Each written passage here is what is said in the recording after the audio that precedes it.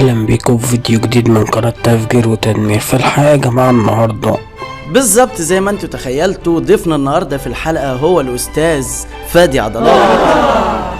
لكن استاذ فادي مش هنعمل عليه رياكت زي ما بنعمل على الناس الوحشه التانية، لا استاذ فادي هنجيبه معانا هو اللي يتكلم عن نفسه. اتفضل يا استاذ فادي. اهلا بيكم في فيديو جديد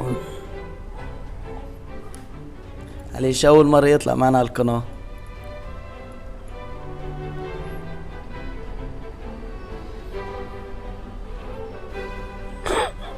لا عادي عادي، تكناه قناتك. اتفضل.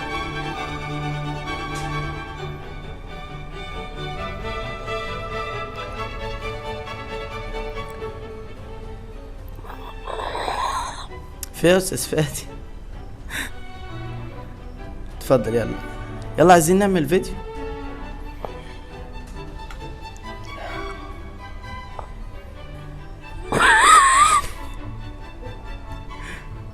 طب معلش يعني تمالك كده. ايوه امسح عرقك، ظبط نفسك. تمام يلا بقى عايزين نعمل فيديو بقى. تو ايه بس مش عارف ايه.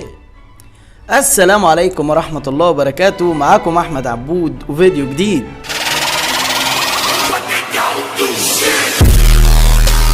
في الحقيقة ضيفنا استاذ فادي عضلات كان نفسنا يكمل معانا الحوار للاخر، لكن للأسف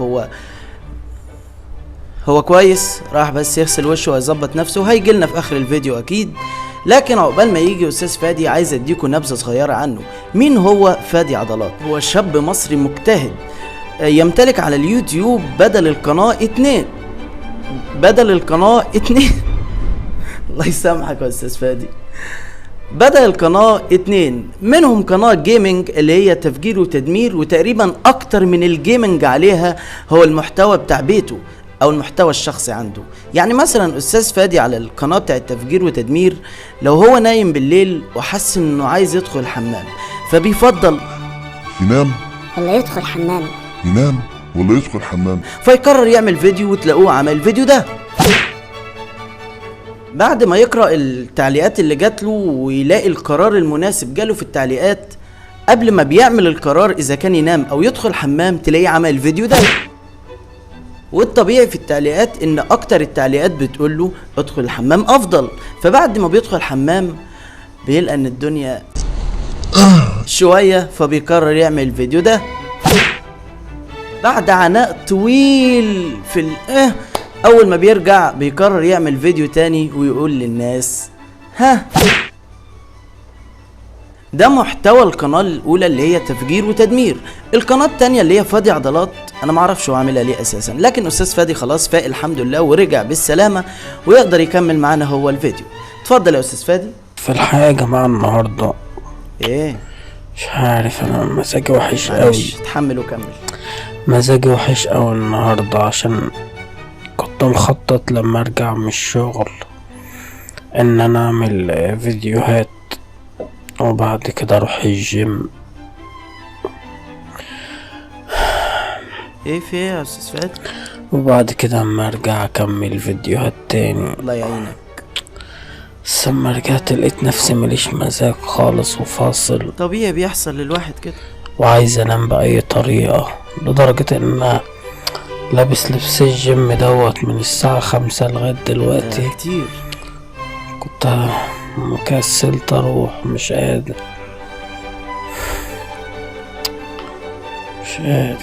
الله يعينك والله. مش عارف يا جماعة، مواعيد الشغل ما عادتش مساعداني خالص زي الاول. بقت حاجة صعبة فعلا. انا عايز يا جماعة، عايزكم تقترح عليا طرق ان انا بقى ايه القناة تكبر اسرع من غير ما اقعد اعمل فيديوهات كتير قوي كده، لان ما انتش قادر زي الاول اعمل كم رهيب ده من حكم الفيديوهات. السن بقى وكده ما انتش لاقي الوقت الكافي ان اعمل فيديوهات كتير. الايام بقت بتقصر. بس محدش يقترح عليا المونتاج والكلام ده، لاني اذا كان بقول لكم مش لاقي وقت اعمل فيديوهات تقولوا لي منتج. لا انا عايز فكرة، يعني مش عارف اعمل ايه والله.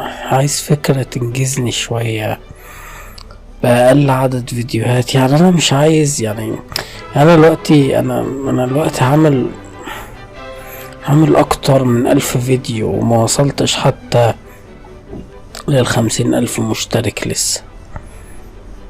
يعني في ناس وصلت بعدد اقل بكتير. مش عارف، انا زهقت. اللي عنده فكرة كويسة يقولها لي، عشان بجد ما انتش قادر. والله كان نفسي اساعدك. سلام. ايه رايح فين؟